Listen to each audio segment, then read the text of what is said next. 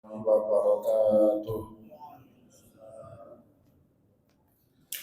Alhamdulillah, alhamdulillahilladzi ja'ala ilma taharatan lin nufus wa nuran lil basair wa hadiyan ilal jannah. Asyhadu an la ilaha illallah wahdahu la syarika lah wa asyhadu anna Muhammadan abduhu wa rasuluhu shadiqul burhan. Allahumma sholli ala rasulikal karim Muhammad sallallahu alaihi wasallam wa ala alihi wa ashabihi wa man tabi'ahu bi ihsanin ila yaumiddin summa amma ba'du. Puji dan syukur senantiasa dan tidak pernah bosan-bosannya kita panjatkan kehadiran Sang Maha Pencipta Allah Subhanahu wa Ta'ala, yang mana dengan limpahan karunia-Nya, rahmat-Nya, hidayah-Nya, serta anugerah-Nya kepada kita semua, kita kembali masih diberi kesempatan, kesehatan, dan usia panjang oleh Allah untuk sama-sama dan senantiasa mengabdikan diri kita di jalannya dengan menjalankan segala perintahnya dan menjauhi semua larangannya. Salawat diri salam juga tidak pernah lupa pula kita haturkan kepada junjungan alam Nabi besar Muhammad sallallahu alaihi wasallam, di mana beliau telah bersabda dalam sebuah hadisnya, man arada dunya fa'alaihi bil ilmi wa man arada al akhirata fa'alaihi bil ilmi wa man arada huma fa'alaihi bil ilmi. Barang siapa yang mau bahagia di dunia, caranya dengan ilmu, dan barang siapa yang mau bahagia di akhirat, juga caranya dengan ilmu. Dan bagi barang siapa saja yang mau bahagia dunia dan akhirat, juga caranya dengan ilmu pengetahuan. Bapak Ibu kaum muslimin dan muslimat jamaah salat maghrib yang dimuliakan oleh Allah, mari pada kesempatan malam yang penuh dengan kemuliaan ini, sambil kembali kita niat iktikaf di rumah Allah, mari sama-sama kita kembali melanjutkan pengajian tasawuf kita dengan kitab Ihya Ulumuddin karya Hujjatul Islam Imam Abu Hamid Muhammad bin Ahmad Al-Ghazali At-Tusi Asy-Syafi'i rahimahullahu ta'ala anhu. Dan insya Allah pada kesempatan malam ini kita kembali akan membaca cara atau ciri-ciri ulama ul akhirah berikutnya, atau lebih tepatnya penjelasan Imam Al-Ghazali tentang karakter daripada ulama ul akhirah. Setelah pada pertemuan yang lalu Imam Al-Ghazali menjelaskan kepada kita panjang lebar bahayanya seorang ulama jika terlalu dekat dengan penguasa. Maka beliau menjadikan ulama akhirat itu salah satunya ayyakuna munqabidan anisalatin. Para ulama yang konsisten dengan tujuan-tujuan dakwahnya Nabi biasanya menjaga jarak betul dengan kekuasaan.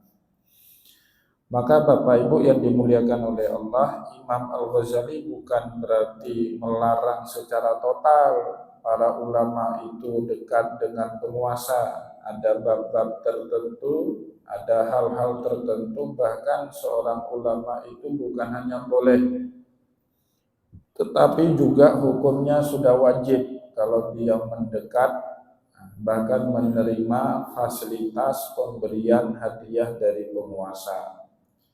Oleh sebab itu nanti Imam Al-Ghazali sebagaimana di sini beliau utarakan, wa sayati fi kitabil halali wal haram ma yajuzu an ya'khudha min amwali salatin wa ma la yajuzu minal idrari wal jawaizi wa ghairiha. Akan datang pembahasan di dalam kitab halal dan haram, ya. Ma yajuzu an ya'khudha min amwali salatin, apa saja yang boleh diterima, boleh diambil oleh seorang ulama dari harta pemberian para penguasa, para sultan.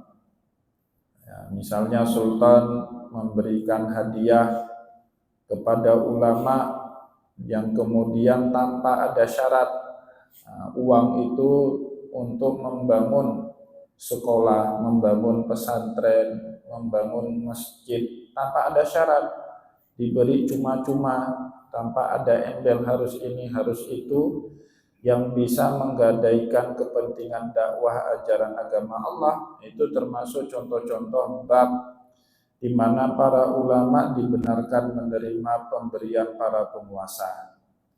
Maka Bapak Ibu, pernah sekali waktu ada sebahagian jamaah bertanya kepada saya ketika ia melihat ada sebahagian tengku kita di Aceh terlalu sering menerima pemberian ulama, pemberian penguasa dengan husnudzan, ya, dengan berbaik sangka. Pada saat itu saya menjawab, karena ulama tahu cara menggunakan harta. Makanya ulama minta uang kepada penguasa karena dia tahu bagaimana cara memanfaatkan harta tersebut sesuai dengan kaidah halal dan haram di dalam syariat. Nah, jamaah ini tanya lagi, terus kenapa penguasanya nggak pernah datang pada ulama? Karena penguasanya nggak tahu betapa pentingnya ilmu agama dalam kehidupan sehari-hari. Nah, penguasa kan nggak terlalu penting bagi dia ilmu agama. Yang penting bagaimana ilmu cara mengekalkan kekuasaannya, itu yang paling penting. Karena para penguasa nggak tahu pentingnya ilmu agama, maka dia nggak mau ngaji, Pak. Nggak mau datang ke majelis taklim, nggak mau ikut ke halaqah pengajian. Kenapa? Penguasa ini nggak tahu pentingnya ilmu agama. Tapi kenapa ulama mendekati penguasa? Karena ulama tahu cara memanfaatkan uang yang ada di tangan para penguasa. Nah, itu cara berhusnudzonnya seperti itu. Semoga dengan husnudzon itu kita nggak kena dosa dengan para ulama-ulama kita. Bapak Ibu kaum muslimin dan muslimat yang dimuliakan oleh Allah, tetapi juga ada nanti di dalam kitab halal dan haram yang dibahas oleh Imam Al-Ghazali, wa ma la yajuzu minal idrari wal jawaizi wa ghairiha. Apa saja yang enggak boleh diterima oleh para ulama, baik dalam bentuk hibah, pemberian, hadiah dan seterusnya. Ada juga kalau dia dengan menerima itu untuk membenarkan kesewenang-wenangan seorang penguasa, itu tidak boleh terima. Tentu ulama harus punya harga diri. Jangan sampai gara-gara dia makan uang penguasa, dia menghalalkan yang haram dan mengharamkan yang halal. Itu sudah salah kaprah tentunya. Nanti insya Allah lebih detailnya pada saat kita masuk ke dalam pembahasan kitabul halali wal haram. Bapak Ibu kaum muslimin dan muslimat jamaah pengajian yang dimuliakan oleh Allah, selanjutnya Imam Al-Ghazali menarik kesimpulan kepada kita, ya, sebelum menutup pembahasan tentang ulamaul akhirah. Wa alal jumlati, adapun resume, kesimpulan, mukhtasar dari apa yang sudah beliau sampaikan kepada kita, fa mukhalatatuhum miftahus syurur. Bagi para ulama, bukan bagi kita awam, ya, rakyat jelata ini Bapak Ibu, memang objek belas kasihnya penguasa. Jadi kalau penguasa itu tidak belas kasih sama rakyat, kepada siapa lagi dia harus menunjukkan ekspresi belas kasihannya. Maka dalam doa yang diajarkan kepada kita oleh Rasulullah, ciri-ciri pemimpin yang diidam-idamkan oleh Nabi Muhammad itu dua. Man la yakhafuka wa la yarhamunah. Ya Allahumma la tusallit alaina bidzunubina man la yakhafuka wa la yarhamuna. Ya Allah, janganlah Engkau berikan kekuasaan karena dosa yang kami buat kepada orang-orang yang tidak takut kepada Allah dan juga tidak sayang kepada kami rakyat. Jadi idealnya pemimpin itu dua sekaligus Bapak Ibu, takutnya cuma kepada Allah, bukan kepada partai politiknya, bukan kepada oligarkinya, bukan kepada kelompok koalisinya, tapi takutnya harus kepada Allah. Yang kedua, sayangnya penguasa itu hanya kepada rakyatnya. Nah, maka itu yang ideal. Ya, kalau rakyat ini memang objek dikasihani, maka Bapak Ibu kalau ada pemimpin yang nggak sayang sama rakyatnya, nah itu pemimpin yang nggak benar, pemimpin yang nggak betul. Tetapi bagi para ulama diwanti-wanti oleh Imam Al-Ghazali untuk terlalu dekat dengan kekuasaan. Famukhalatatuhum miftahus syurur. Bagi ulama Bapak Ibu terlalu dekat, mukhalatatuhum bercampur, hidup dalam circle-nya istana, dalam kekuasaan, miftahus syurur, pintu bagi keburukan dalam kehidupan mereka. Semua ada pantangan Bapak Ibu, ya. Bagi seorang guru pantangannya nggak boleh kencing sambil berdiri karena murid-muridnya pasti akan kencing sambil berlari. Tapi kalau bagi pedagang nggak ada masalah. Bapak Ibu jualan misalnya kencing sembarangan, itu nggak akan ditiru sama anak buahnya. Tapi bagi guru pantang itu dilakukan. Bagi seorang atlet, olahragawan, nggak boleh makan sembarangan. Nutrisinya harus cukup, proteinnya harus terpenuhi. Nggak boleh makan gorengan, nggak boleh makan mie instan. Nah, itu pantangannya atlet. Tapi bagi kita yang bukan atlet, makan sepuasnya. Nah, kalau perlu ajak saya sering-sering. Ya, jangan makan sendiri. Ya. Tapi bagi atlet nggak boleh lagi, Pak. Itu pantangannya atlet.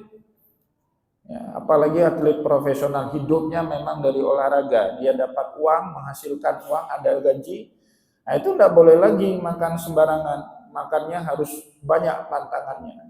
Ya. Begitu juga ulama Bapak Ibu, pantangan ulama salah satunya jangan terlalu dekat dengan penguasa. Kenapa? Itu miftahus syurur, sebagai kunci dari keburukan dalam kehidupan mereka. Wa ulama'ul akhirati tariquhum al-ihtiyat. Dan ulama yang selalu menjunjung nilai-nilai akhirat, tariquhum, tarekat atau tirakat kehidupan mereka apa? Ihtiyat. Hati-hati. Hati-hati dalam segala hal, dalam bertutur kata, dalam bersikap, dalam bergaul, dalam menjalani kehidupan sehari-hari, itu ulama. Kalau politikus pragmatis karakter kehidupannya, tapi ulama tidak boleh pragmatis Bapak Ibu. Ulama itu penuh kehati-hatian ya, dalam mengeluarkan pernyataan-pernyataan, ucapan-ucapan atau sikap tindak tanduknya. Ya, apalagi dalam bergaul, dalam kehidupan sehari-hari, itu ulama nggak boleh sembarangan ngomong. Ya, kalau komedian Mbak, itu boleh ngomong apapun.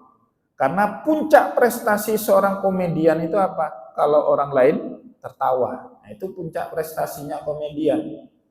Ya, jadi musibah bagi seorang komedian apa? Kalau dia berusaha buat lelucon, tidak ada orang ketawa, itu musibah itu. Ya. Puncak prestasinya ulama apa? Umat tercerahkan makin dekat dengan Allah, itu puncak prestasinya ulama. Ya, tetapi kalau ulama kemudian buat taklim, ya, tidak membuat orang dekat kepada Allah, justru menjauh dari Allah, saling membenci dengan sesama, itu berarti ada masalah itu di pengajiannya. Nah, itulah sebab kemudian Imam Al-Ghazali dengan tegas dalam kesimpulannya beliau berkata, wa ulama'ul akhirati tariquhum ihtiyat. Ulama akhirat tirakat kehidupannya penuh dengan kehati-hatian. Ya, jangan sampai gara-gara salah ucap buat orang benci sama agama. Oh, jangan sampai, itu bahaya. Jangan sampai gara-gara salah dalam berkehidupan sehari-hari membuat orang membenci ajaran agama. Jangan sampai, tidak boleh itu. Maka penuh dengan kehati-hatian. Bapak Ibu kaum muslimin dan muslimat yang dimuliakan oleh Allah, untuk memperkuat kesimpulan beliau, Imam Al-Ghazali mengutipkan kepada kita satu sabda Rasulullah yang juga ada dalam riwayat Sunan Abi Daud. Waqad qala sallallahu alaihi wasallam, baginda Nabi kita Muhammad sallallahu alaihi wasallam pernah bersabda, man bada jafa, yakni man sakanal badiyata jafa, barang siapa yang tinggal di kampung, di pelosok, di pedalaman, pasti wataknya keras, ya. Nah, maka Bapak Ibu, kita harus maklum kalau ketemu dengan orang kampung hidupnya keras, ya memang tuntutan lingkungannya seperti itu. Tapi kalau ada orang kota hidupnya belagak seperti orang kampung, nah itu disebut kampungan, ya kan? Dia tinggal di kota, Pak, tapi karakternya keras, pegah ke. Kalau di kampung ya memang seperti itu keadaannya.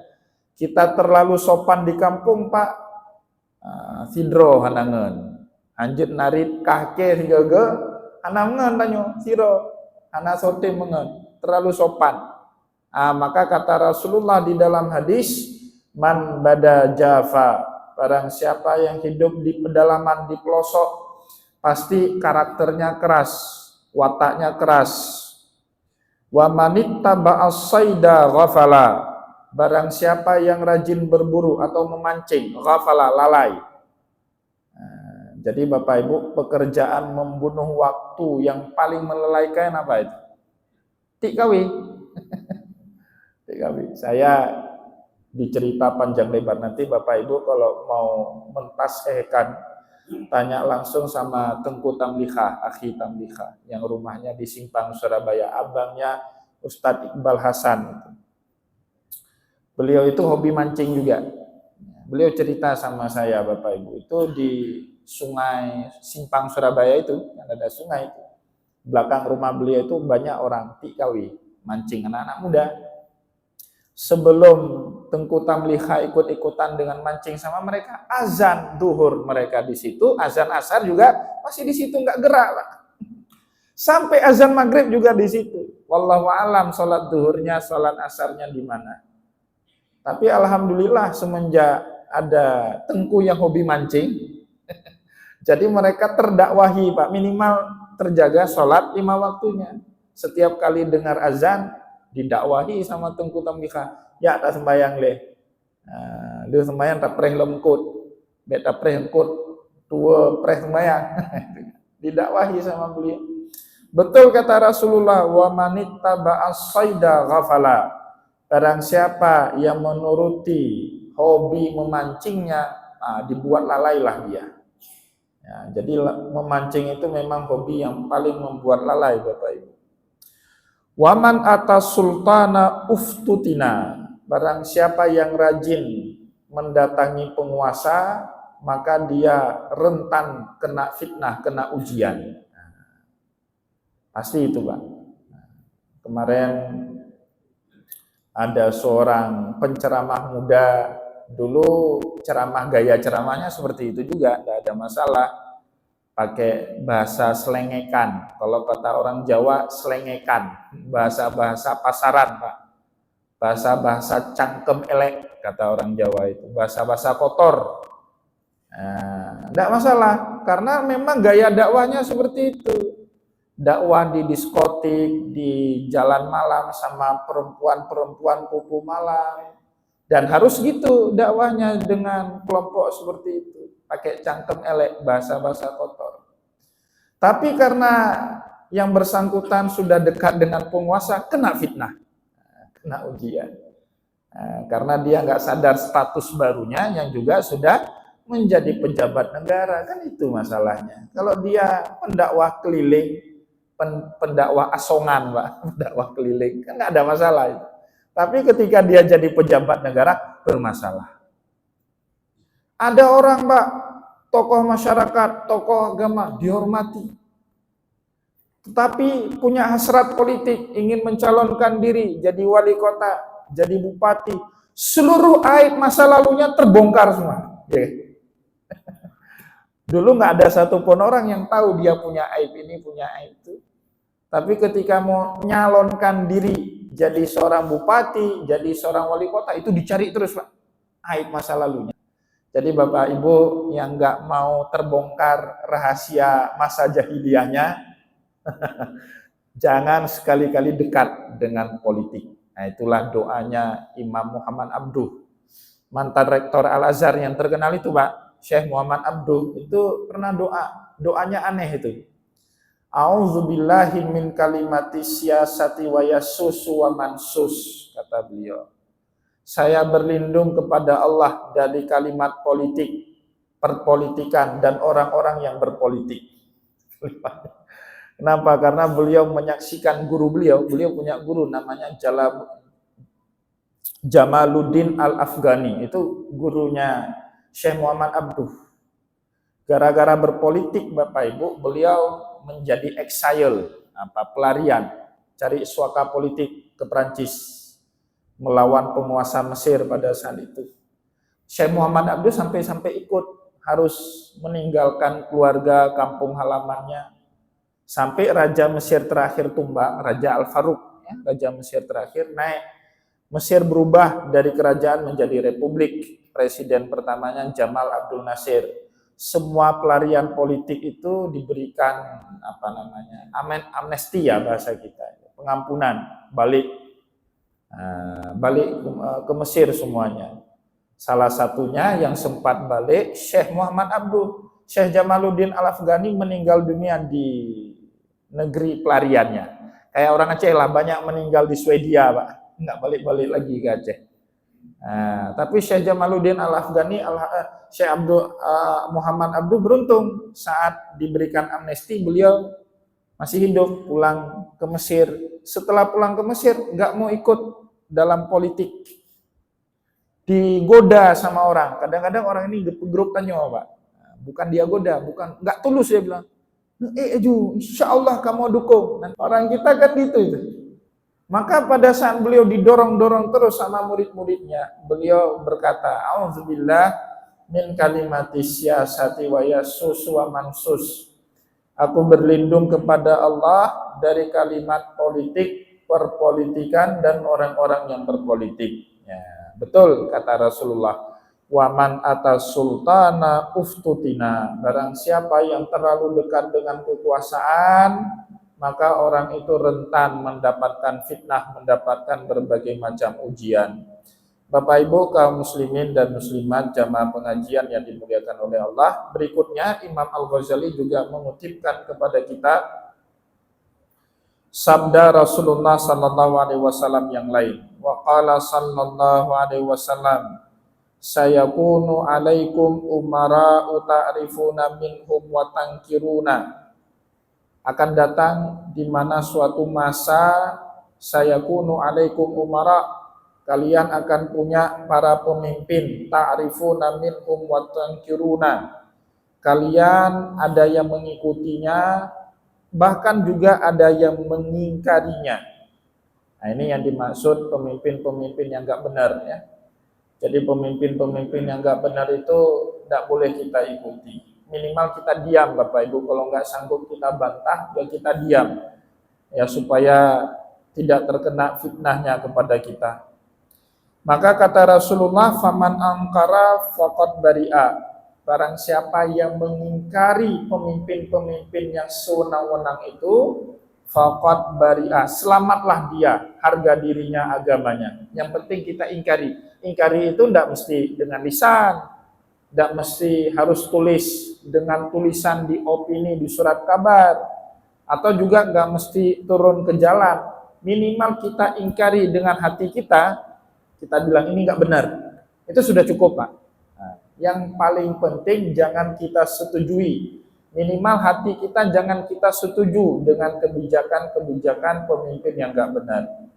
harus kita ingkari, ya.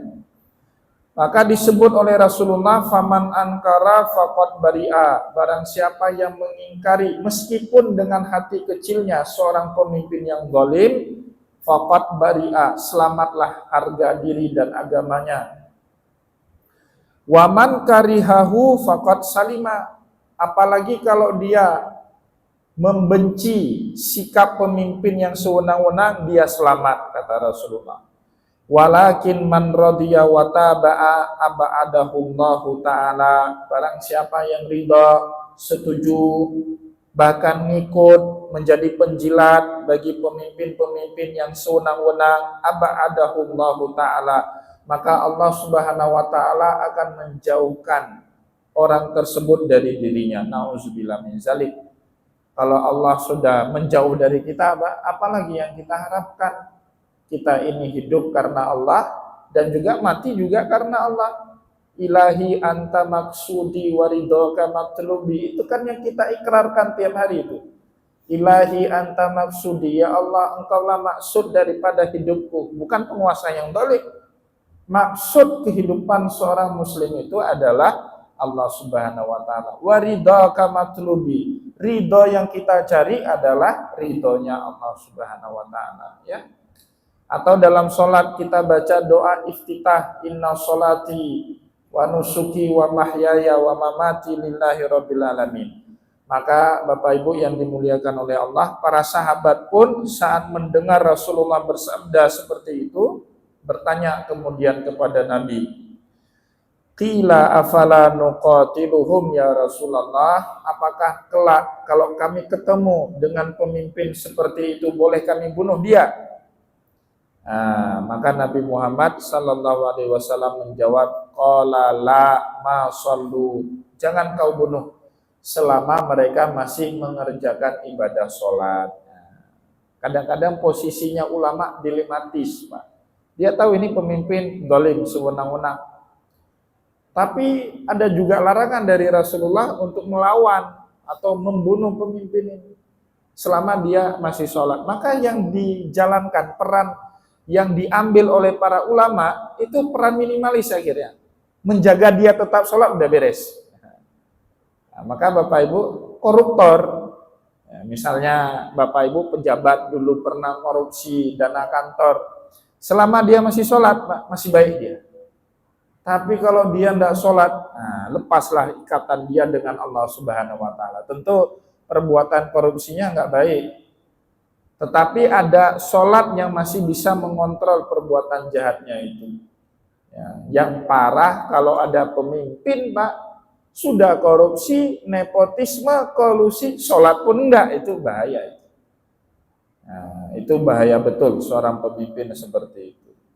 Maka Bapak Ibu kaum muslimin dan muslimat jamaah pengajian yang dimuliakan oleh Allah, ini menjadi pantangannya para ulama, ya. Kalau kita awam tidak ada pantangan seperti ini. Para ulama pantangannya lebih banyak.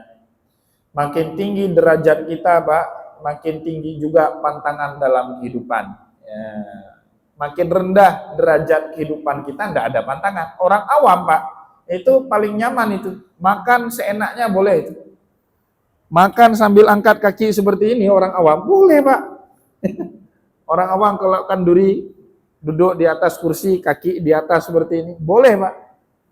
Tapi kalau ulama seperti itu, Pak, jadi bahan omongan sekampung itu. Satu negeri jadi bahan omongan. Ya kan? Kalau ulama, nggak boleh lagi, Pak. Orang awam, Pak, pergi ke masjid, nggak pakai peci, masih aman itu, masih aman, insya Allah. Tapi bagi ulama, nggak pakai peci, bahaya itu. Jadi musibah itu kan, jadi fitnah itu. Pantangannya banyak ulama itu. Jadi terserah Bapak Ibu. Mau nikmat hidup jadi orang awam. Mau susah hidupnya jadi ulama. Maka saya paling malas kadang-kadang, Pak, kalau makan itu dalam halaqahnya ulama. Paling malas ya. Nggak bisa macam-macam, nggak bisa tarik piring gitu. Makan harus pelan-pelan, nggak boleh bunyi itu, Pak, makan. Nanti ada adab makan dan minum itu ada insya Allah. Makan itu tidak boleh bunyi, Pak. Sunnah Rasul sebenarnya ya. Tapi kan orang awam mana peduli. Paling enak makan itu, paling enak itu kan. Kita dengarnya pun selera, Pak. Tapi ulama kalau makan di situ kan jadi perhatian. Ini betul ulama apa enggak? Jadi seperti itu. Banyak pantangannya. Bapak Ibu kaum muslimin dan muslimat jamaah pengajian yang dimuliakan oleh Allah. Maka selanjutnya Imam Sufyan Ats-Tsauri. Ini Amirul Mukminin fil Hadis. Pemimpinnya umat Islam dalam ilmu hadis. Imam Sufyan Ats-Tsauri. Beliau pernah berkata, fi jahannama wadin la yaskunuhu illal qura az-zawwaruna lil muluk. Kelak di neraka jahanam itu ada satu lembah. La yaskunuhu illal qura, di mana di lembah itu didiami oleh qura. Qura itu pembaca Al-Qur'an. Penghafal Al-Qur'an dulu di dalam hadis oleh para ulama salaf disebut qura, Pak. Kalau hafid itu penghafal hadis. Kalau sekarang kan beda. Kalau saya sebut hafiz itu siapa? Penghafal Quran kan? Padahal hafiz itu istilah, Pak. Istilah baku dalam ilmu agama bagi orang yang punya hafalan hadis sampai 100.000. Jadi orang yang bisa hafal hadis 100.000, bukan matan hadis saja, tapi riwayatnya an sampai Rasulullah 100.000 hadis, orang itu digelari hafiz. Kalau dia punya hafalan hadis 1 juta hadis, orang itu disebut Amirul Mukminin. Itu ada istilah bakunya. Penghafal Al-Quran atau orang yang rajin, mana mungkin bisa hafal kalau nggak rajin baca, kan gitu Bang. Ngafal Quran paling mudah. Insya Allah saya yakin bapak-bapak ini walaupun sudah sepuh, kalau punya niat, 1 hari 1 lembar bisa hafal Quran. Gampang itu. Janji Allah dalam Al-Quran, Pak. Walaqad yassarnal Qur'ana lidzikri fahal min muddakir. Sungguh Al-Quran itu sudah dimudahkan untuk dihafal. Kenapa kalian tidak mau hafal? Tanya Allah. Tapi yang susah itu apa? Ngejaga hafalan Quran itu yang susah. Hari ini Bapak hafal, besok nggak ulang, hilang itu hafalan. Itu yang susahnya. Maka untuk bisa menjaga hafalan Quran apa? Berulang-ulang baca kan? Repetisi kan? Tiap hari harus diulang-ulang. Saya tanya sama Ustadz Maulizar Akbar, imam kita yang tinggi-tinggi itu. Kok punya hafalan lancar seperti itu, bagaimana caranya? Beliau setiap hari 3-4 juz ngulangnya. Kalau Bapak Ibu bengeh itu, jatuh mesin Pak. Ngulang hafalan 3-4 juz itu, ya, hilang suara kita Pak. Jangankan 3-4 juz, baru 2 halaman baca udah pegang HP kalau kita itu kan. Maka saya benci sekali kalau ada orang seperti Ustaz Maulizar Akbar dipanggil nama itu, marah saya Pak. Apalagi kalau hafal Quran usianya sepuh 80 tahun. Itu 2 hak itu Pak. Hak ilmu, hak sepuh itu. Kalau ada orang sepuh, alim, hafal Quran, itu Bapak Ibu duduk salaman sama dia, itu kurang ajar itu namanya. 2 hak kita menghormati dia. Hak ilmu dengan hak sepuhnya. Mohon maaf Bapak Ibu di kantor, staf, karyawan, datang kepala dinas bangun nggak kalau salaman? Bangun, ini ulama datang gini Pak. Nggak betul itu. Apalagi kalau ulamanya sepuh, 2 hak itu. Apalagi itu orang tua kita, 3 hak. Hak menghormati orang tua, hak orang tua sebagai guru pertama kita, hak sepuh, 3 hak itu Pak. Kalau orang tua itu Pak durhaka, datang orang tua kita salaman gini, paman kita, makcik kita nggak berdiri itu durhaka itu, harus berdiri. 3 hak itu. Jadi itu diajari oleh kita para ulama. Jadi kata Imam Sufyan Ats-Tsauri, fi jahannama wadin la yaskunuhu illal qura. Kelak di neraka jahanam itu ada satu lembah. Cuman ditempati oleh penghafal Al-Quran, az-zawaruna lil muluk, tapi rajin berkunjung ke istana para raja. Jadi pantangannya besar sekali. Jadi para ulama ini Pak, Kalau nggak ada kebutuhan, dilarang keras dia mendekat kepada seorang penguasa. Itu akan merusak kredibilitas keilmuan dia, ya, sehingga dia nggak independen, tidak punya lagi kekuatan dakwah dalam menyampaikan yang hak dan yang batil kepada para penguasa. Maka sahabat Nabi Huzaifah al-Yamani, ya, wa qala Huzaifatu iyyakum wa mawaqifal fitan, hati-hatilah kalian dengan tempat-tempat yang banyak fitnahnya. Muka bumi ini semuanya milik Allah, tetapi diakui tidak, tapi faktanya memang seperti itu. Ada sebahagian muka bumi ini lebih selamat dibandingkan sebahagian muka bumi yang lain. Mohon maaf, di masjid, Bapak Ibu berani nggak macam-macam di masjid? Ngomong pun ghibah orang kita, masjid tapi luar ya, di masjid. Jadi masjid ini lebih selamat dibandingkan orang di luar masjid. Yang paling banyak fitnahnya itu apa kata Rasulullah? Pasar kan? Pasar paling banyak fitnah.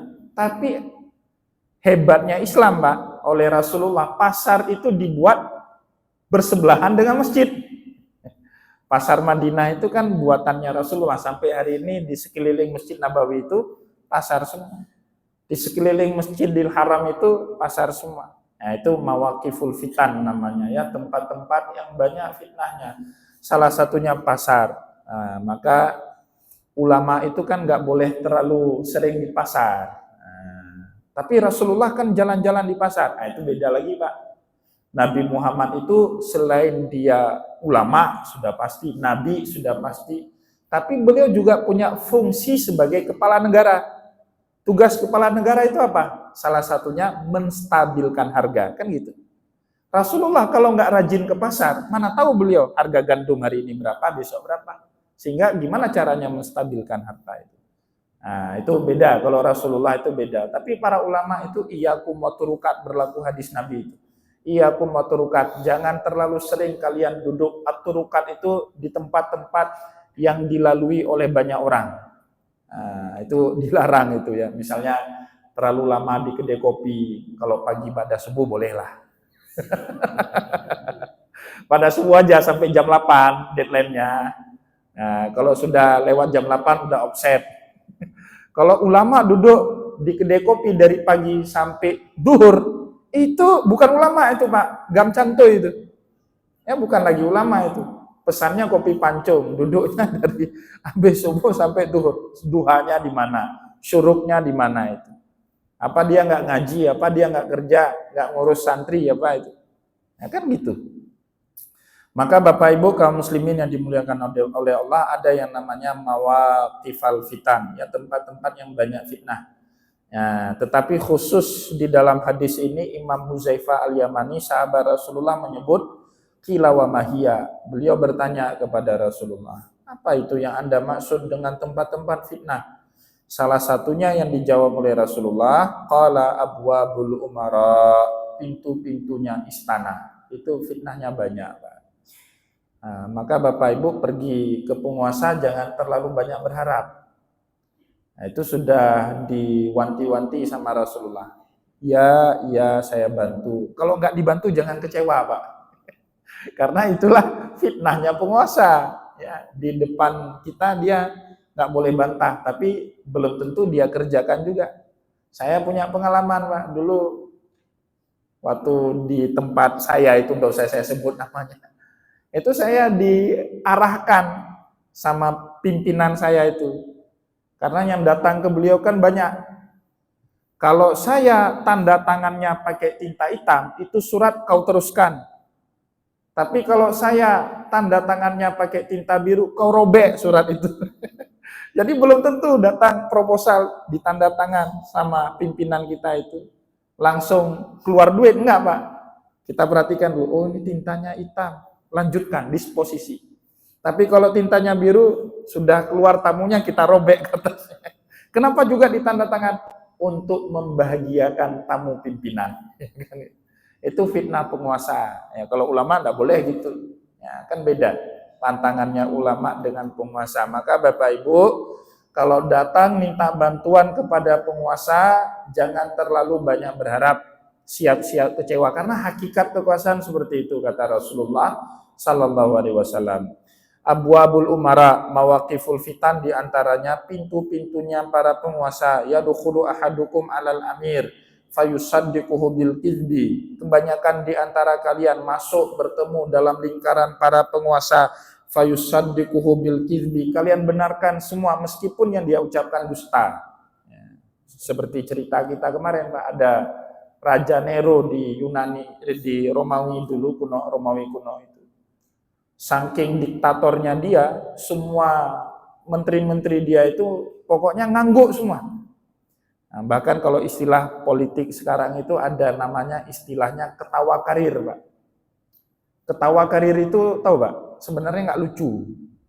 Tetapi kita ketawa supaya bos kita senang. Nah, itu namanya ketawa karir. Padahal nggak lucu, Pak. Tapi kita ketawa juga. Supaya apa? Pimpinan kita senang. Nah, itu namanya ketawa karir. Kalau komedian harus ketawa. Untuk menghormati komedian, kita tertawakan dia, Pak. Itu cara menghormati komedian, ya.